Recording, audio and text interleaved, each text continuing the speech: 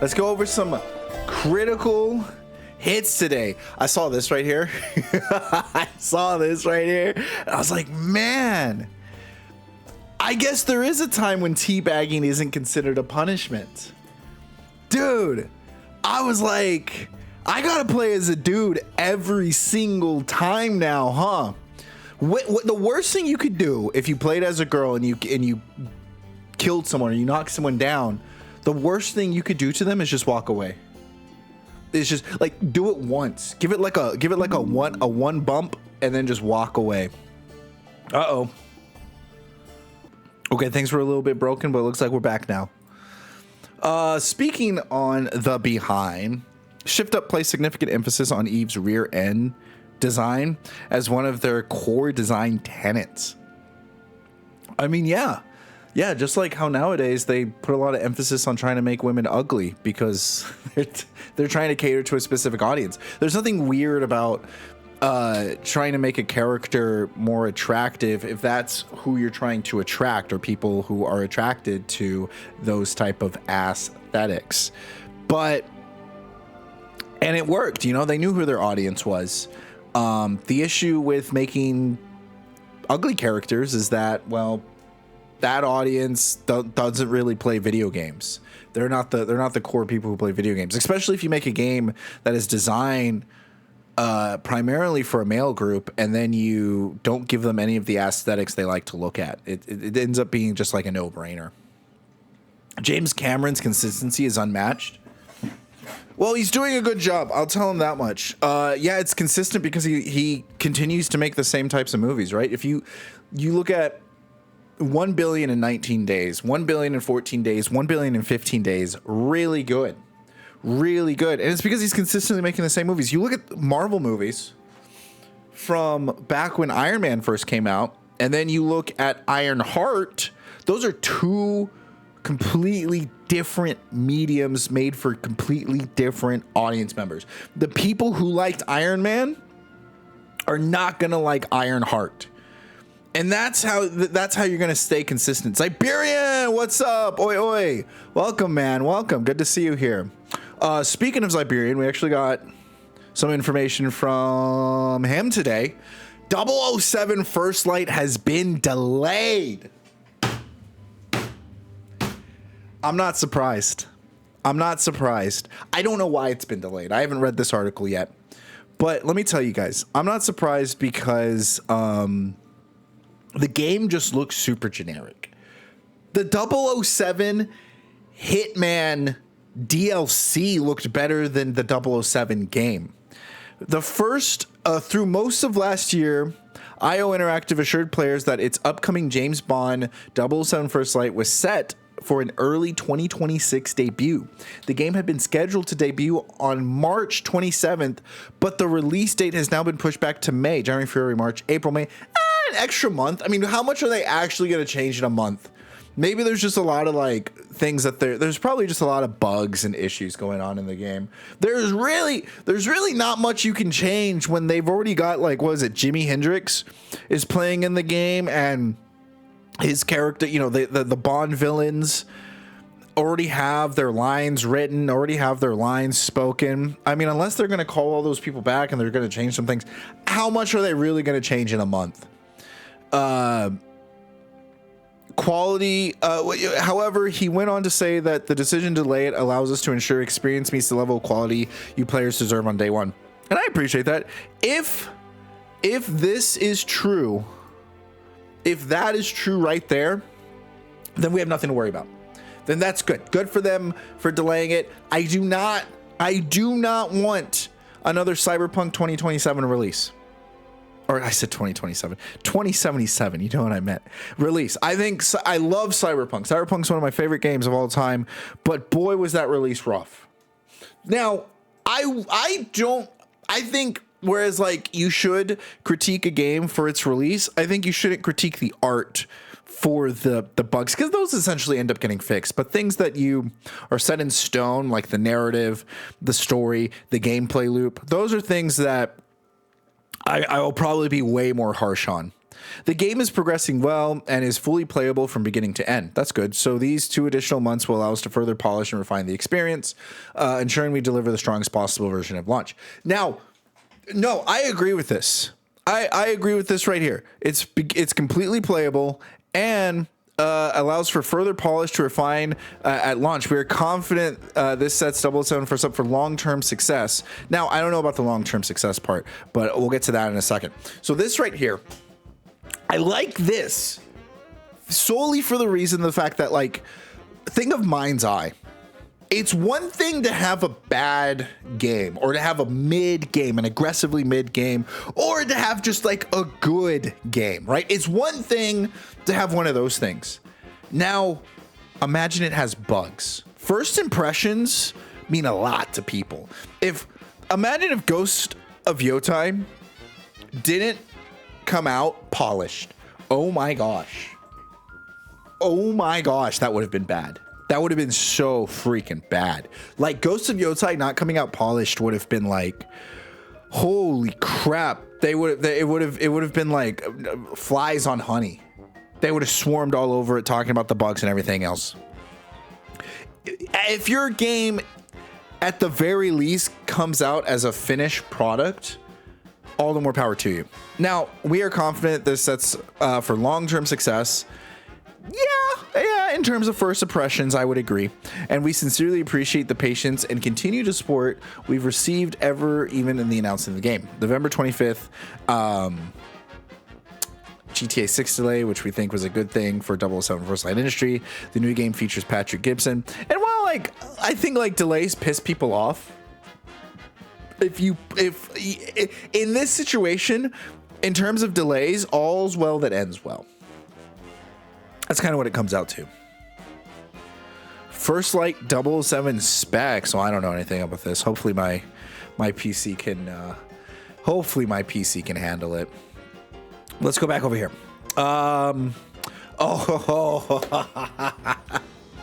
Shooting animation. So many people probably bought this game hoping to see this, only to find out this shooting animation exclusive to late game suits, while the suit shown here requires multiple playthroughs to unlock. Man, this, my guys, is what gaming used to be all about. Oh my, you have no idea. Remember when we used to play World of Warcraft and you used to see someone with a mount or used to see someone with a certain piece of gear and you would think, wow, that guy's a badass. Wow, that guy did it. Now you hop on Call of Duty, you just give them money. You just give them money and you get this in Call of Duty. You give them money, you get this in Fortnite. Dude, I don't know if we'll ever go back to gaming being like something that people could achieve. What was beautiful about gaming back in the day was the fact that you would go somewhere that would give you new problems, but all the tools to solve those problems. So you wouldn't have to worry about your problems in your real world. You just focused on solving the problems in the game, and then you got rewarded for it, and then you got to show it off to other people. But nowadays, your real problems in real life now seep into your real problems in the game. Now I can't get this emote in Fortnite unless I have a job or I steal my mom's credit card. One of the two things have to happen right there for that to happen. Still is the badass. Well, yeah. Yeah, he's a badass because he makes $150,000 a year while I make $30,000 a year, and I can't afford to buy the badass skin. But you know what? If you've been playing WoW for over 20 years, true, you still are the badass. True, you can still show off those things. If you never quit, you still got that dog in you. Okay, what's this right here? Okay, so this animation is ridiculous. My jaw on the floor. Let's see. Holy moly, that's loud. Sorry. Wow. This was done by a fan? Oh my gosh. Dude, One Punch Man Season 3 is still taking L's. I heard they're doing a part 2 to Season 3. This was only part 1. They only wanted to... Wow. 1,000,000 times better? Dude, no shot. I'm like, it just keeps going. What is I heard like one of the worst things in season 3 was that like Janos was talking to someone walking upstairs and they didn't even want to show him going up the stairs talking to someone. They just zoomed out and showed the building.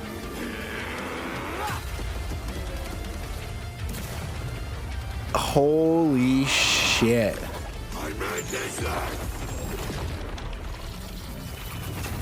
You know what? It's funny because like they're not even putting any details on the face or anything. In the last episode, I could count the frames on one hand. God, that's so bad. That's so bad, dude.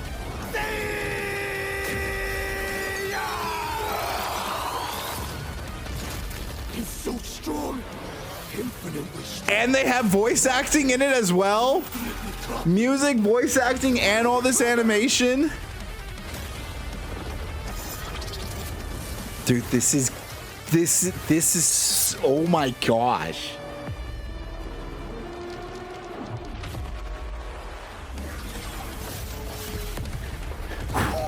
You know what I'm realizing? They blew up a plant. Oh my, that was insane. That was insanely better than anything season 3 had to offer. Holy moly. Y'all think they gonna animate Saitama naked in the anime? They'll probably just darken out his private parts. Why are we talking about why did we get this huge, giant, awesome animation and people are talking about if Saitama's gonna be naked? A fan can produce better animation than a multi-million-dollar corporation. And at some point you gotta ask yourself, who are you giving your money to? That at some point you really got to take that in. One Punch Man with Mob Psycho animation was kind of crazy. I think I got a massive spoiler, but totally worth it. Me too. I think I was very much spoiled by like what was going on in the series. That to me felt like that was like Goro or something like that, but it was worth it. I literally, you want to know what's bad? I think I've said this before. Watching season 3 of One Punch Man made me go read the manga. The frames were so slow in season 3, I'd rather just go read a picture book. I'd rather just go read the manga because I was like, this isn't worth my time. Okay, let's see what's going on here. Yelena Beloved proving she's Marvel's best character in just 1 minute and 25 seconds. Oh yeah, this was cute. I'm in the hair. I'm gonna do like a fighting pose. Yeah. Yeah. That she said some cute stuff. You're a total poser. I'm a poser. I remember laughing at that scene. I remember chuckling at that scene. I remember thinking this scene was cute. So here's the thing about this is kind of what I was saying earlier, is that when you compare Marvel to what it was 10, 15 years ago, and then you compare it to how it is today, like all these, imagine if someone made a compilation of all the best scenes of Tony Stark. Imagine if someone made a compilation of all the best scenes of Captain America. Now, compare that to all the best scenes of Yelena. What is the sole difference between these scenes and all those scenes that you're probably imagining? One, you understand the character. You see the issues and struggles they go through. This one, she's just super relatable. She comes off as someone that's from the same generation as me or a younger generation. She just comes off as super relatable, quirky, and that's fun. It's cool. But who is she? What does she stand for? Right? We all remember that scene when Captain America jumps out of the plane and he's like, ma'am, because she's like, oh, don't go fight him. Don't go fight Thor. He's literally the god of thunder. He's a Norse god. And Captain America's like, ma'am, last I checked, there was only one god. And he jumps out of the plane like a freaking boss, dude. He didn't care if you related to him or not. That man was from that man fought in World War II. That was a man that punched Nazis. All right. He's going to go punch anyone that goes against America, even if that is a Norse god. Same thing with all the best parts of Iron Man. Even in his funny moments, they're moments that describe who he is as a character. I like Yelena. I like all these parts. I think I relate to her because there are women in my life that act like her. There are women in my life that want to act like her. But I couldn't tell you anything about her. I could not tell you anything about her other than the fact that she was sad when her sister got blipped. I'm sorry, her sister didn't get blipped. Her sister got killed. Her sister,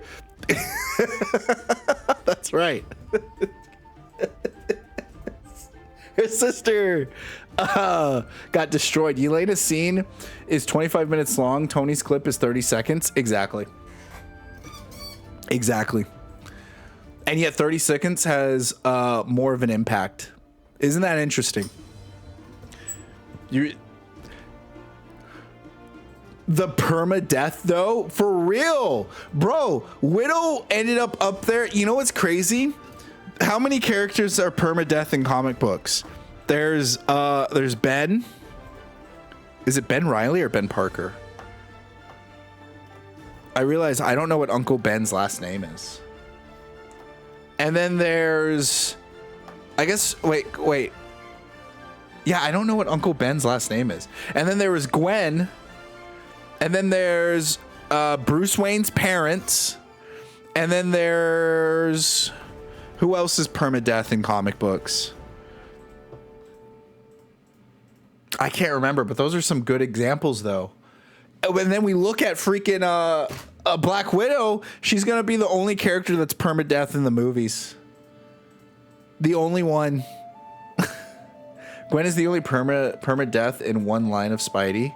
That's true. Gwen is permadeath. They did bring her back, but she was considered permadeath for the longest time and is still considered permadeath in Spider-Man, because the Gwen we know is constantly referred to as like an alternate dimension Gwen, which was the same for Miles Morales, but then I don't know, they're just really Miles Morales. Here's the thing.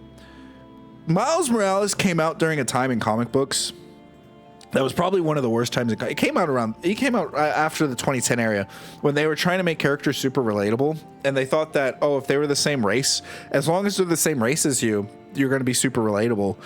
And I think Miles Morales is the only character that survived that era. He's the only one that actually came out pretty good, because people didn't really care for Ironheart. People didn't really care for, I think it was like Black Batman. People didn't really care for, what else did they make? I can't even remember anyone else but Ironheart and Miles Morales.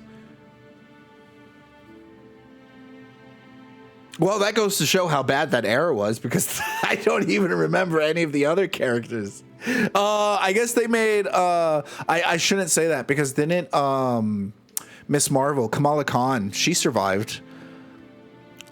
But I didn't really care to read about her. But Kamala Khan technically survived that era. People really like her. Red Hulk got shit on. Yeah, nobody liked Red Hulk. Wasn't he like Asian? That's right. I forgot all about Red Hulk. See, I'm going off of memory. Maybe we can look it up. Nah, I'm not gonna look it up. Why dig up old bones? But relatability is just not enough. Relatability is temporary success. Let me take that back. Relatability. Why do they use relatability? Why do all these, like, why does Hollywood, why do video games use relatability? It's because it's popular success. Why has Call of Duty stood the test of time? Because Call of Duty relates to how a lot of guys just inherently feel. Call of Duty is just dudes going to war, being bros, shooting, and just out being super competitive against other dudes. There is a relatable factor to that is just, and the fact that it's like with the US military, there is something that is just super relatable to a lot of people. That's what makes it popular. So relatability is a focus on popularity. here's the issue with focusing on popularity and not focusing on empathy or trying to things that matter is trends change. Some take longer to change than others. But you know what will never change about Call of Duty? USA being number one, baby.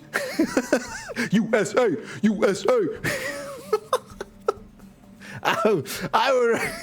Let's move on. Oh, speaking of Call of Duty, man, that's exactly what Call of Duty means. This is what Call of Duty used to be. USA, USA. Look at this, terrorism. Look at this, Russian roulette with the Black Ops. Look at this, sneaking right under enemy lines in a ghillie suit. Gosh, what is it now? Unicorn farts. Unicorn puke. God, I remember when I used to play Call of Duty. Who remembers when they used to play Call of Duty, huh? Who remembers that, bro? Dude, I remember all these scenes, man. And he pulls out the gun. Yup. Boom. And you're just like, what is happening? What the fuck? Bro, I will never, ever forget this ending. I will tell you something. I played this as a kid. I didn't understand what was happening in Call of Duty. I didn't understand what was going on, but this guy pulled out a gun and shot me became a core memory to my life. Gosh. You know what I will forget about? You know what I want to forget about? I don't know if I will forget about it. This was a core memory to my life right here.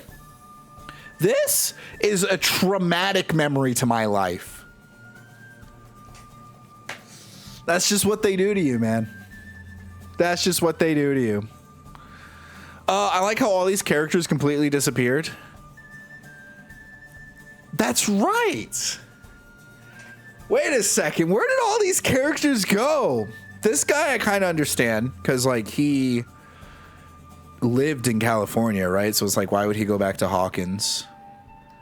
This guy, I kind of forgot. I'm going to be honest with you guys. I kind of just forgot what happened in season 4. I remember her because she sang a song with Dustin. Did they sing Neverending Story? Did they sing that song? I can't remember what song they sung. And then I remember this guy. Like, at the very least, where is she? Did Dustin break up with her? Did Dustin break up with her because he was trying to live a life with Eddie? How come Dustin didn't come out of the closet as well and talk about it? What happened there? What happened to her? Why'd these characters just get written out? Such trash writing. I don't even think they even watched their own show. Completely forgotten they existed. Long hair pizza guy was great. First one in Tanel. I don't even know what that means. Many more need to go. Plot threads left on red. Classic move. They had enough as it is. They did have a lot. That's disappointing. Chris Evans says he's come to agree with Quentin Tarantino's comments that in Marvel movies, actors aren't the stars. The real stars are the characters. That is the beauty. You never have to be front and center. You're there, but you don't feel the burden. Yeah, I mean, I agree with that. Like, people go there to see if the characters, because these characters are basically like mythological characters at this point. They go through all these things and they go through all these lessons, and you think about them, and when people go to watch these characters, a lot of it has to do with, are you being faithful to them? And if the actor isn't being faithful to the character, then I think people just don't like it or don't fit it. But if the actor, like, a lot of people start to associate the actor with the character, like with Robert Downey Jr. or Chris Pratt with Star-Lord. So then you'll see the comic books start to change. So it really, and this is going to sound really, really bad, because I agree with Quentin Tarantino and I agree with Chris Evans here. Really, the actor doesn't really have to do much but rely on the story. if the writing and dialogue is done really well, then the actor can turn into the character on its own. Whereas like in other films, like in Gladiator, when Maximus talks to the Emperor, right, the weird creepy brother I think I remember the actor of Maximus was saying like, you know, these lines suck. This dialogue sucks, but I'm going to make them good. And he did, you know, he pushed it. And so there's a back and forth, but I think a lot of this comes to, are you making the mythos of this character come alive? And that's what ends up being important. I just figured out that I'm watching Blacklist. The main actress took 14 episodes to get good. Fuck, dude, that fucking sucks.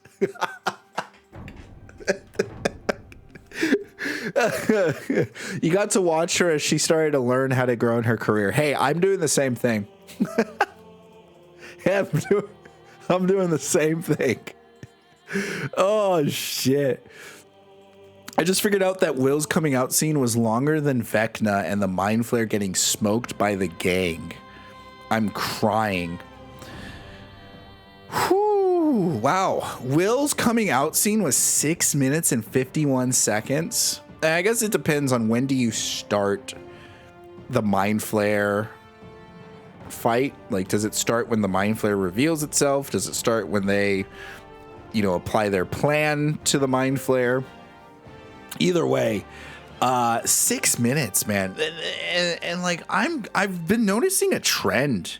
I really have been noticing a trend in freaking recently where these characters, like they did the same thing in Superman. Superman had a speech at the end of the movie and they had showed this whole behind the scenes and people are like, oh, I love the speech. I love it. And it's like, yeah, I mean, like it's a nice speech and all, but don't give me a speech. I don't want to sit here and listen to this person cry about their life. Like, show me it. I didn't come here to be lectured. I came here to be entertained, to experience something emotionally, to experience art. Maybe speech can be considered art. I don't know. Can speech be considered art? Let me look at this. They usually take quotes from speech. Like nobody quotes Martin Luther King Jr.'s entire speech. They usually just quote, I have a dream. Nobody quotes JFK's entire speech. They usually quote, fear. The only thing we should fear is fear itself. Don't look to your government. Don't look to see what your government can do for you, but look to see what you can do for your government. I feel like we take quotes from speech that are poetic because I guess then speech would be art.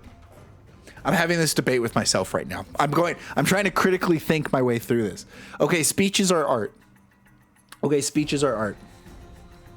So why don't they work in movies? Why don't they work in this medium? And I think it's because in movies and in TV shows, you have the opportunity to do more than just have someone sit there and talk. But if you make a movie that's about speeches, if you make a movie that's about people sitting around and just talking, you're not only handicapping yourself, but you're also presenting that art in a light for it to shine on its own. So the fact that we have a show that doesn't use speeches as an art form, but uses them as a crutch for narrative storytelling, that's when it loses its value. Boom. I got through that. I figured it out eventually, guys. Don't worry. We got there. Let's see. We got some articles here I thought were kind of interesting.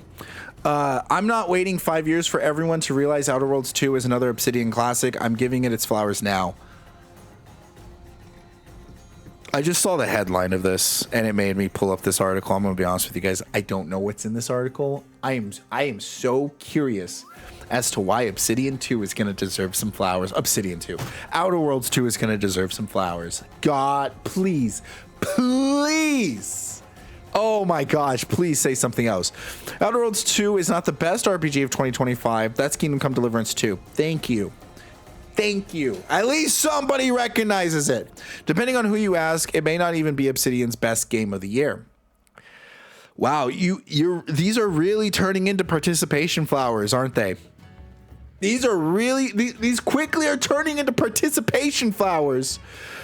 I think it was granted to and almost couldn't choose between it and Avowed, and speaks out in the studio's deep bench and category that in a year Obsidian launched 2 games. Yeah.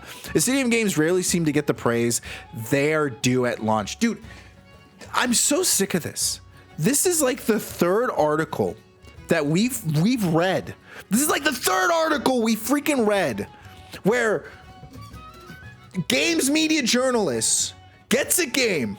Here's the problem. Here's the issue. I'm going to spell it out for everyone, okay? The reason games media journalists continue to praise about Obsidian, this is written by Obsidian HR, like for real, is because it fits with their idealism. Because it fits with their ideal. It's idealistic appreciation. What does that mean? What is idealistic appreciation means? Okay, so here's the thing. Idealistic appreciation is where you give something that fits someone's aesthetics and they like it because of that, not so much because the substance of it is actually good. Here's an example. We were just talking about Call of Duty, or we were talking about how like guys like women. I can play a game, I can play Tomb Raider, and if Tomb Raider looks sexy, I'm enjoying the game more because it fits to my personal preferences, right?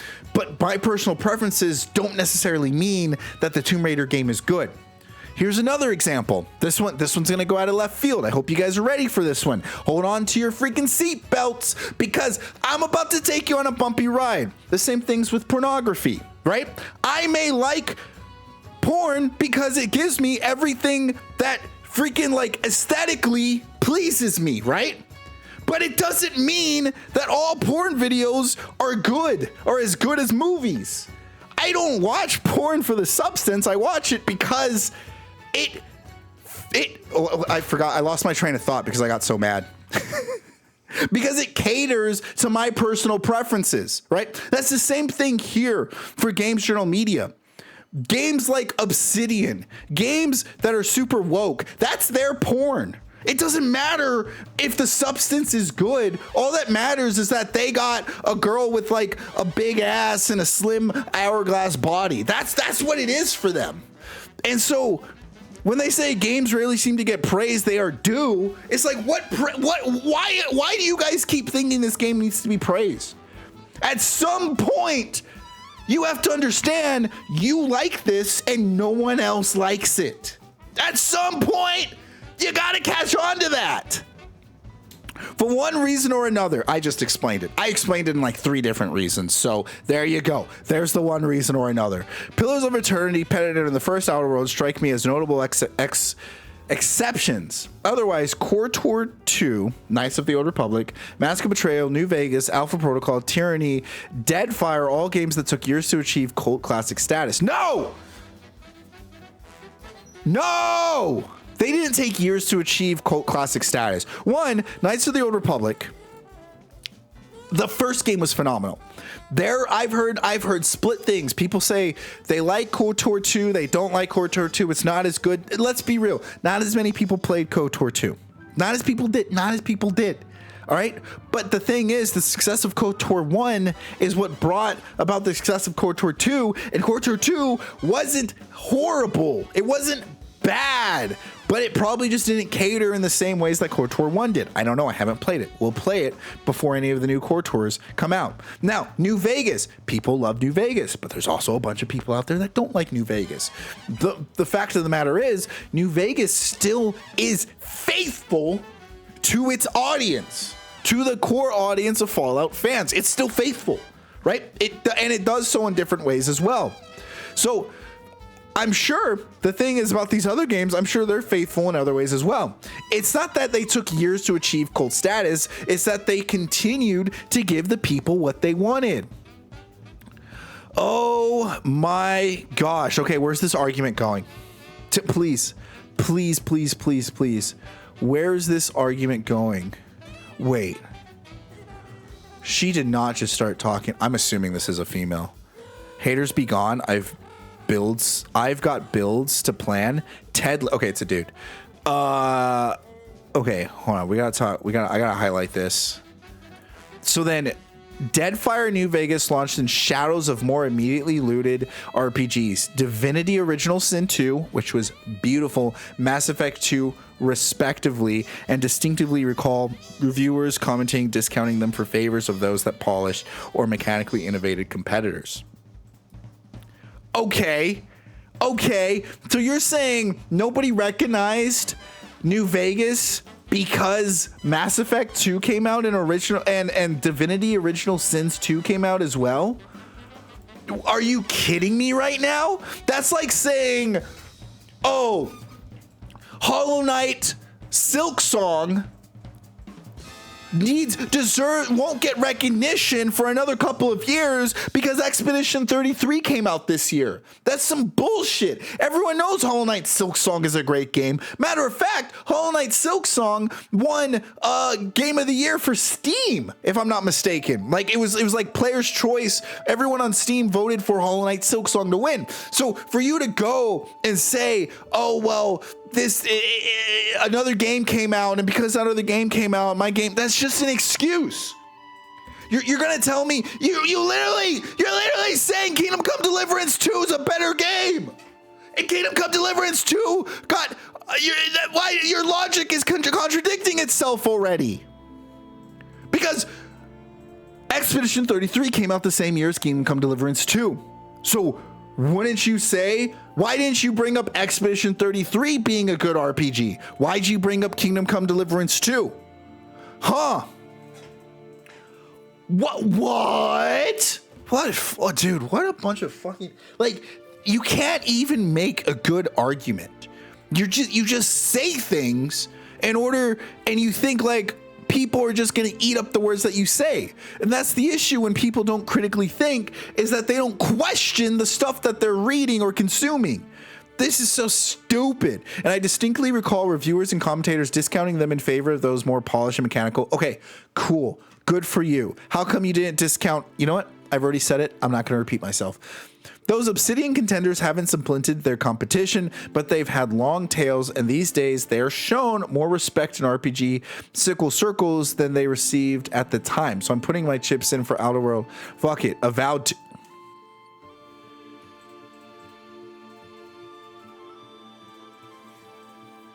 Oh, Lord. Oh, Mother of God. Please give me the strength to get through this person's very biased and uneducated, uncritical thought, very preferential treatment review. How dare they? Oh, how find the strength, help me find the strength to lead the sheeple into the right direction and not be cast off into the wolf, not be eaten by the gullets of those that call themselves hunters. My gosh, they want you, they think every one of you guys are pigs right now. I can't believe it. Let's hear it. Let's hear it. Let me hear it. Oh, dude, this is all. I might make a whole video off of this person right here. My favorite aspect of Outer Worlds 2 is how its skill system weaves into dialogue. Okay, cool. That's fine. I agree. Oh, dude, it's like they've been given a script. Remember those other articles we read about Outer Worlds 2? You guys remember the 2 or 3 other articles we read? They said the same thing. It's almost as if Outer Worlds 2 HR or Obsidian HR came over and said, here are your talking points. Here you go.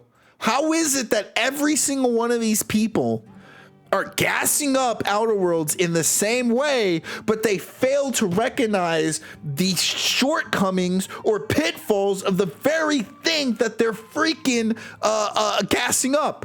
Yes, even in my review, I talked about how the skill system and the dialogue are my favorite part. But because the narrative of the story doesn't have a good and solid foundation, premise, thesis, however you want to put it, you're left just for doing tick for tat. Every conversation now turns into, hey, do this for me and I'll do that for you. Hey, do this for me, I'll do that for you. Hey, do this for me, I'll do that for you. Everywhere you go. And you know what I ended up doing? I said, fuck all you guys. I'm just going to walk in, blow up the place, and take it for myself. I didn't have to do tick for tat for anyone, which, mind you, is a beautiful way to make a game. But they couldn't, each person who you had a conversation with, the conversation could be distilled down to just do this for that and nothing else. So you wasted this beautiful, well-crafted mechanic that you had because you wanted to write things so stupidly and so simplistically. Because you were too afraid to step on anyone's toes. You were too afraid to make any real risk. I'm an easy mark when it comes to character build-based dialogue options. Okay, all right. If that's the case, you know who had a better character build? You want to know who did this better? You want to know who did exactly what Outer Worlds 2 with how its skill system weaves into the dialogue and quest resolutions? You want to know who else did that? Oh, that's right. Kingdom Come Deliverance 2. Maybe that's why people consider it the best RPG of 2025. Wow. So we already have a game that is showing how to do the system in a more efficient, entertaining way than the Obsidian's doing it.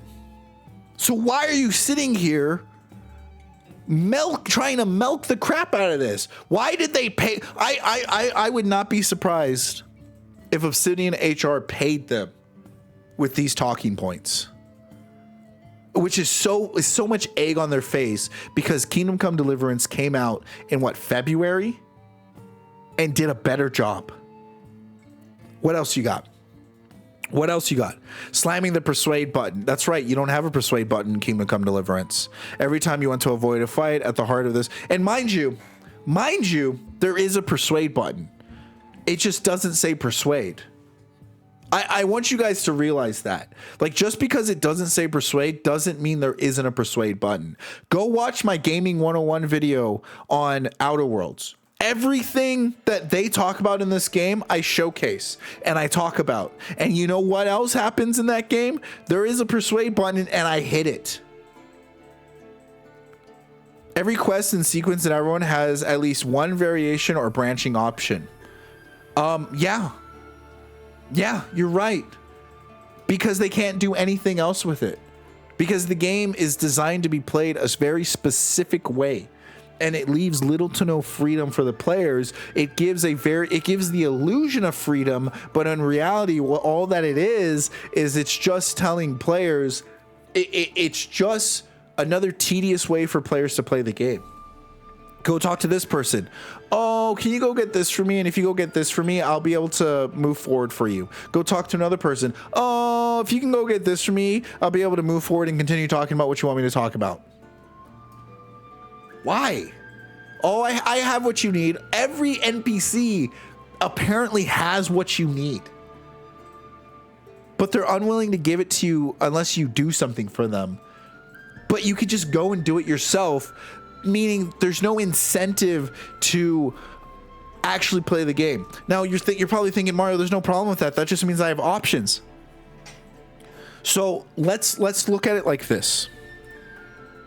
Let's look at it like, let's bring up Microsoft Paint. It's been a while since I've used Paint. I don't really know how to use Paint. I'm gonna be honest with you guys. We're gonna make this black. We're gonna make this black. How do you? Where's the? Oh gosh, I don't know what I'm doing. This was a bad idea, guys. This was a very bad idea.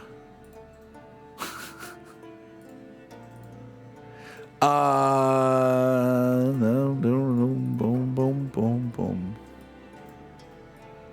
All right, we're just gonna do this.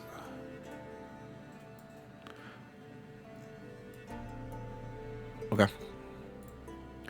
So then I should have just left it white. I don't know why I didn't leave it white. Okay. So this is main objective. So you have your main objective here, right? So the issue with Outer Worlds is that everything you do in the game just goes to the main objective. So you have NPC number 1, NPC number 2, NPC number 3, NPC number 4, NPC number 5, NPC number 6. Everything you do, they're just like, hey, do this, go and do this for me, and then I will take you to the main objective. Hey, go and do this for me, and I will take you to the main objective. Hey, go and do this for me, and I will take you to the main objective. That's it. And it's like, oh, it has nothing to do. But whenever you go and you play Kingdom Come Deliverance, you have Kingdom Come Deliverance looks more like this.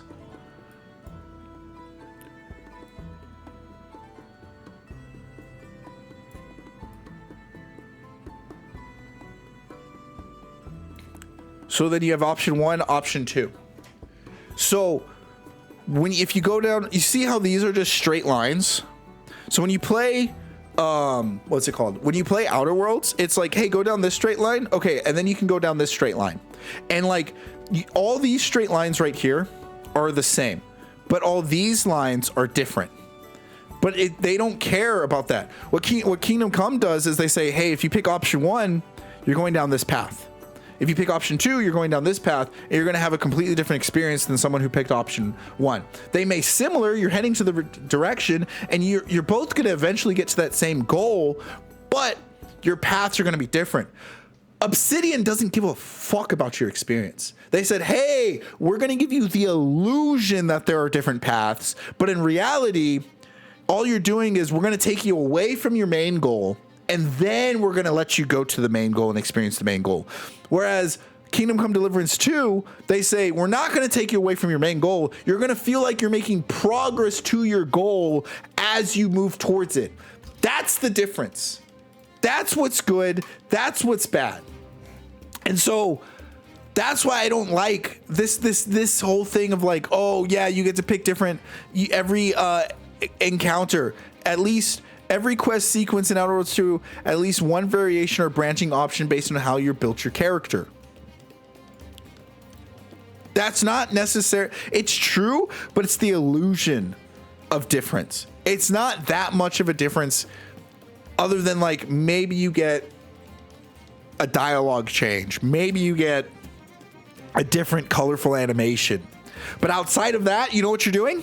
The same damn thing. The same damn thing. I said is the dialogue and the resolutions.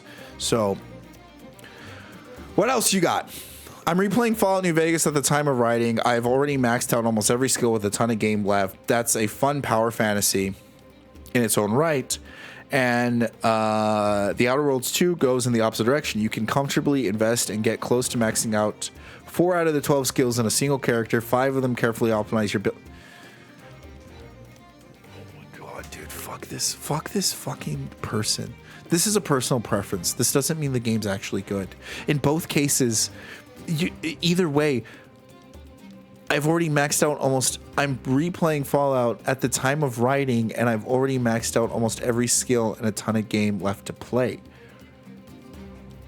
Like, I'm sorry, but that means you did a shit ton of stuff in Fallout. We all know that. That's a power fantasy in its own right. Goes in the opposite direction. You can comfortably invest in and get close to maxing out 4 of the 5 skills in a single character, but carefully optimizing your build, which means there's more consequences when it comes to putting in your skills. But like, who cares? Who cares? That just means you spend a lot of time doing pointless. That means you have a lot of fun doing a lot of just side activities, pointless crap in the game. There's nothing wrong with that. But it just means, like, either way, you're telling me you played this game for a long time and you get to go max out your skills. Here's the thing. Here's the difference. You don't have a choice in Outer Worlds 2. You don't have to put in, if you don't like the power fantasy of New Vegas, don't put the points in. Take the points out. You get to choose the difficulty. Would you look at that? Oh my God. That's crazy.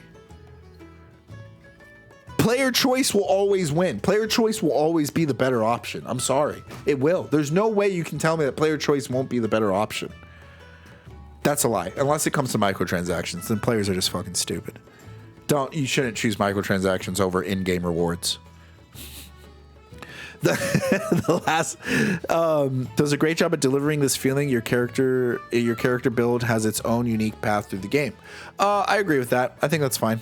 I agree with that. But here's the thing, that doesn't make, so does every other RPG game. Without making you feel some kind of FOMO from all the other choices that aren't available to you.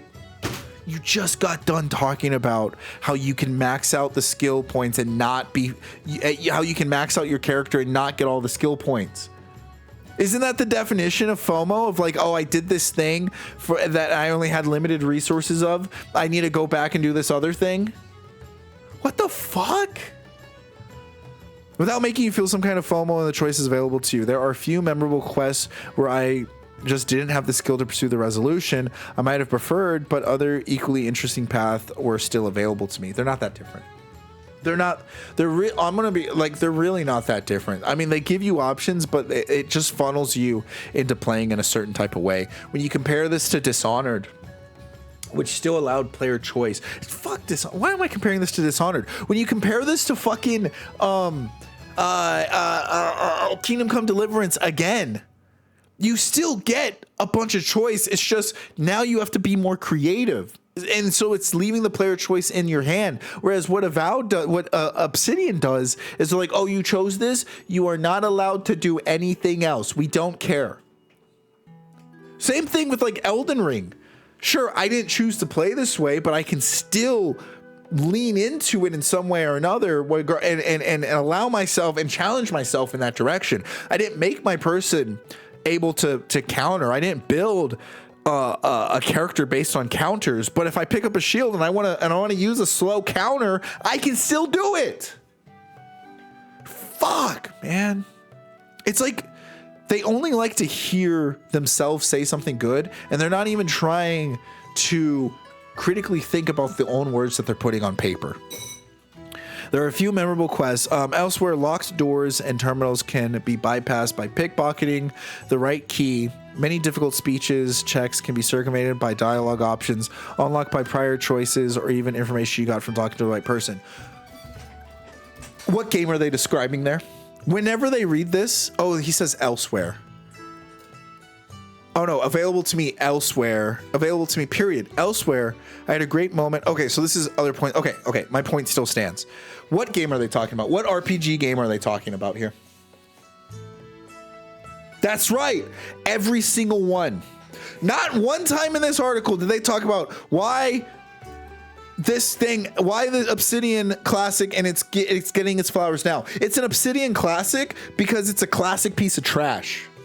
It's a classic piece of waste your time. It's a classic piece of, we're going to charge you fucking $70 for this game and not give you an experience that our competitors are giving you. If this game was $30, it deserves its flowers.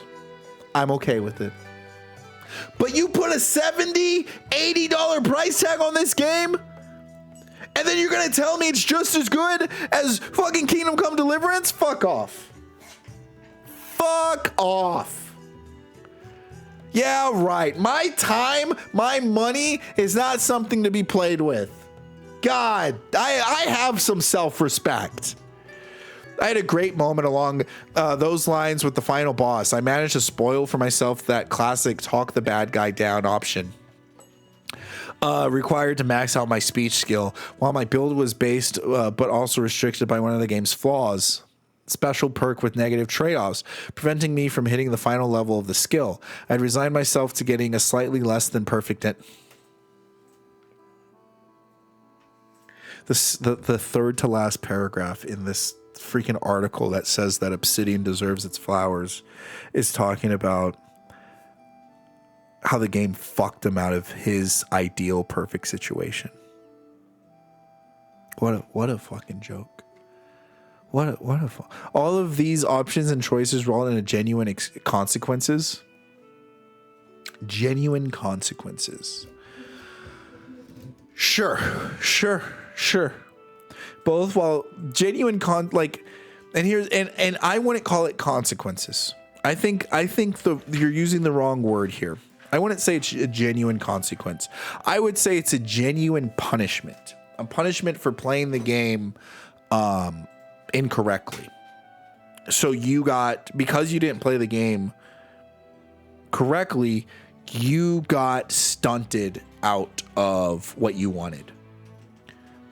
Genuine consequences are like when you're playing Mass Effect and you choose the bad ending and bad stuff happens. Genuine consequences are like when you're playing Kingdom Come Deliverance and you don't fucking stay loyal to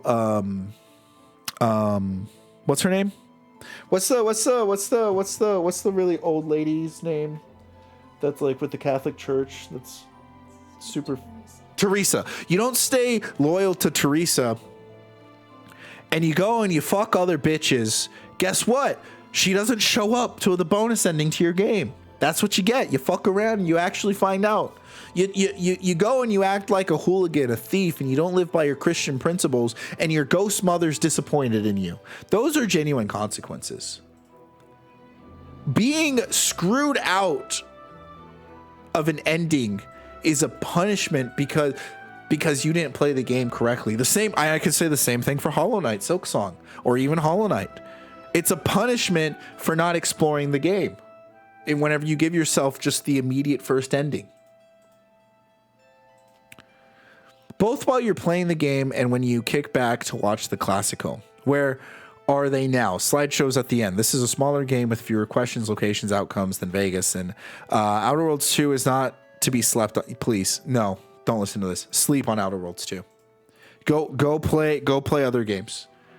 Do not play Outer Worlds 2 and stay away from Avowed. It is another great RPG. It's not a great RPG. It's just a RPG.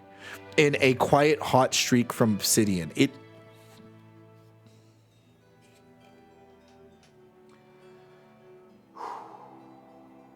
A quiet hot streak from Obsidian. Wow. Oh Lord. Woo.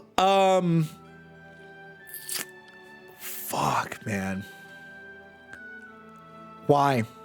Why is no one else praising this game but games media journalists then?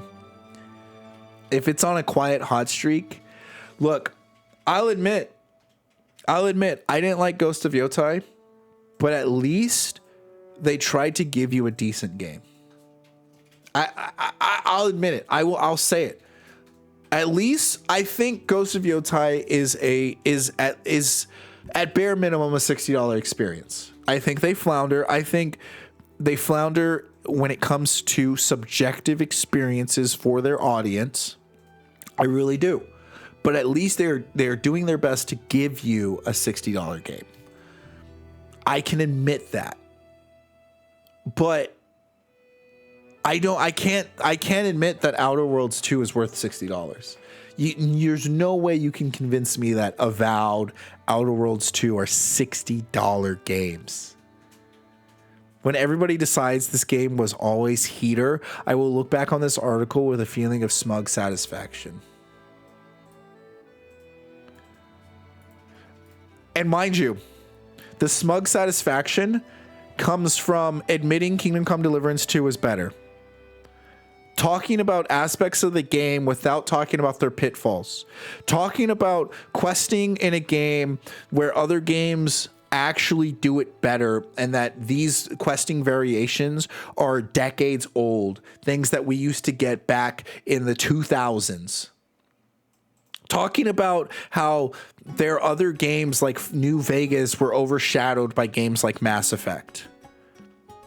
Talking about how character building provides punishing systems and takes away player choices. These are all their words. All their words with all verifiable truth.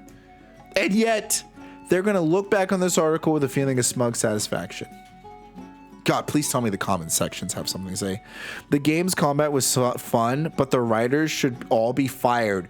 The game was so boring and slow, the questing stunk. True, brother. True, Jimmy Styles. Well, make sure you let us know how that plays in 2030. Yeah, But please put this in a time capsule and come back to us in 4 years. Obsidian's hot streak ended with Pillars 2. Both Avowed and The Outer Worlds 2 are mediocre. KCD was far better. New upcomers like Tainted Grail and delivered more than these two stinkers. Even Oblivion Remake is more worth your money. Fuck, dude, tell them. I think Obsidian and Bug Thesta. That's funny. I haven't heard that one. That's a good one. Are both cooked at this point. Double A devs are taking over RPG scenes. You want to know why double A devs are taking over RPG scenes? Because they're making games that you want to make. So they are respecting your subjective appreciation.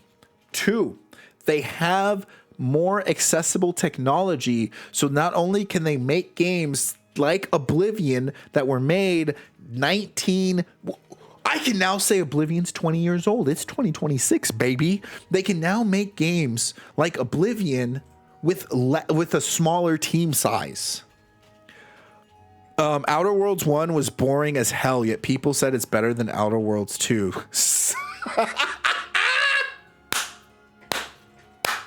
That's right. That's true. That's so true. Outer Worlds 1 was a game that a lot of people didn't really like, and yet the people who liked Outer Worlds 1 say it's better than Outer Worlds 2. Holy shit, bro. Dude's getting cooked in his own comment section, man. And here's the thing. They're not doing emotional arguments. They're giving you evidence that you can go verify for yourself. But you have an authority figure here, your one and only Mario, to let you know, yeah, I've played all these games. Yeah, I can tell you firsthand, they're better. They're just better. Okay, there's some other articles I wanted to go over, but we'll probably do that tomorrow. Thank you, Ziberian, for sending me this article right here. If you guys have any articles you want to send or you want me to react to, I might react to it if I think it's worthy to look at in the Discord. Just join the Discord, put it in Nerd News. I'll look at it. I'll get to it. I promise I pay attention to that stuff. I have that stuff to notify me when you guys send stuff in there. Let's move on to Marvel Rivals. Because I could talk all day about the industry and how much it pisses me off. Let's move on to Marvel Rivals. Let's hope that my background on my wallpaper isn't bad and gets me banned. If it is, I'm gonna be in trouble. Let's see. Oh, we're good. We're good. We're good. We got a good background. I gotta change some stuff. Marvel Rivals is right here.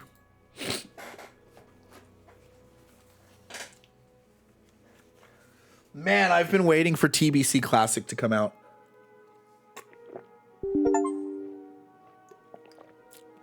It's bad because in some ways, whenever I play Classic WoW, it makes me kind of want to play Retail WoW. So I was looking at, oh, I got to stop the